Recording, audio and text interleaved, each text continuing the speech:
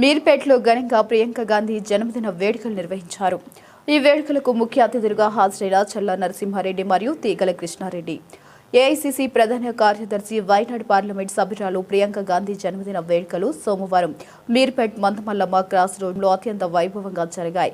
రంగారెడ్డి జిల్లా కాంగ్రెస్ పార్టీ అధ్యక్షులు, రాష్ట్ర టీయూఎఫ్ఐడీసీ కార్పొరేషన్ చైర్మన్ చల్లా నరసింహారెడ్డి ఆధ్వర్యంలో నిర్వహించిన ఈ వేడుకల్లో పార్టీ శ్రేణులు పెద్ద ఎత్తున పాల్గొన్నారు. ఈ కార్యక్రమంలో భాగంగా నాయకులు కేక్ కట్ చేసి ప్రియాంక గాంధీకి జన్మదిన శుభాకాంక్షలు తెలియజేశారు. ఈ సందర్భంగా చల్లా నరసింహారెడ్డి మాట్లాడుతూ దేశ అభివృద్ధిలో మరియు కాంగ్రెస్ పార్టీ బలోపేతంలో ప్రియాంక గాంధీ గారు పోషిస్తున్న పాత్ర వెలకట్టలేనిదని కొనియాడారు.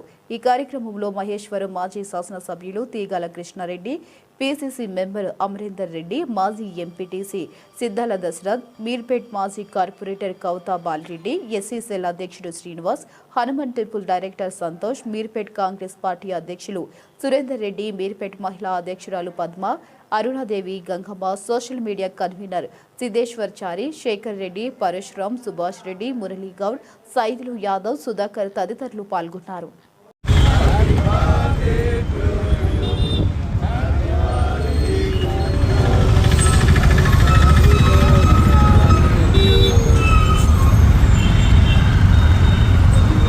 ఈరోజు 54వ జన్మదిన శుభాకాంక్షలు చెప్తూ ప్రియాంక గాంధీ గారికి యావత్ భారతదేశంలో ప్రియతమ నాయకురాలు ప్రియాంక గాంధీ గారు జన్మదిన జరుపుకోవడం అన్ని రాష్ట్రాల్లో ఏదైతే ప్రియాంక గాంధీ గారి జన్మదినం వాయునాడు ఎంపీగా పార్లమెంట్లో నూతనంగా భారతీయ జనతా పార్టీ ఏదైతే నరేంద్ర మోడీ ప్రధాని ఏ సమస్యను తీసుకొచ్చి జనాలలో ప్రియాంక గాంధీ గారు స్పష్టతగా ఆనాటి ఇందిరాగాంధీ గారు వారి నాన్నమ్మను మరిపించే విధంగా పార్లమెంట్లో మాట్లాడడము, వారి నాన్నమ్మ ఇందిరాగాంధీ గారిలాగా గలమెత్తడం పార్లమెంట్లో, మరి వారి తండ్రి అయిన రాజీవ్ గాంధీ గారి ఆలోచనలతో యువతకు ప్రాధాన్యత ఇవ్వాలనే దృఢ సంకల్పంతో ఇలా అన్ని రాష్ట్రాల్లో ఎలక్షన్లో క్యాంపెయినింగ్గా తిరగడం, మన తెలంగాణ రాష్ట్రంలో ఎలక్షన్స్ కంటే ముందు క్యాంపెయినింగ్గా వచ్చి ఎల్బీ నగర్లో తెలంగాణలో కాంగ్రెస్ ప్రభుత్వం వస్తే మహిళలకందరూ కూడా ఉచిత బస్సు ఇస్తానని చెప్పడం జరిగింది.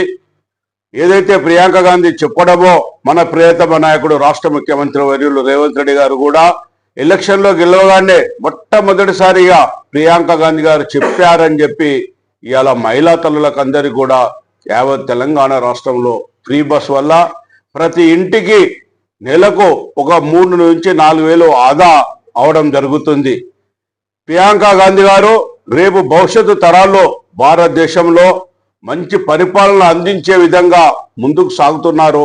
వారు ఏదైతే రాహుల్ గాంధీ గారిని ప్రధానిగా చేయాలి, ఈ భారతదేశాన్ని సంఘటితంగా అందరూ సమైక్యంగా అత్యున్నతమైన ప్రజా పరిపాలన అందియాలంటే అని చెప్పి ఇవాళ మోడీ గారి ప్రభుత్వం మతతత్వంతో కులాలతో పేరుతో చిచ్చు పెడుతూ అభివృద్ధి సంక్షేమ ఫలాలు లేకుండా పూర్తిగా సంపూర్ణంగా ఆర్థిక వ్యవస్థను దివాలు తీసే పరిస్థితిలో మళ్ళీ మన రాహుల్ గాంధీ గారు ప్రధానిగా ఉంటే బాగుంటుందని చెప్పి ప్రియాంక గాంధీ గారు చెప్పడం జరుగుతుంది.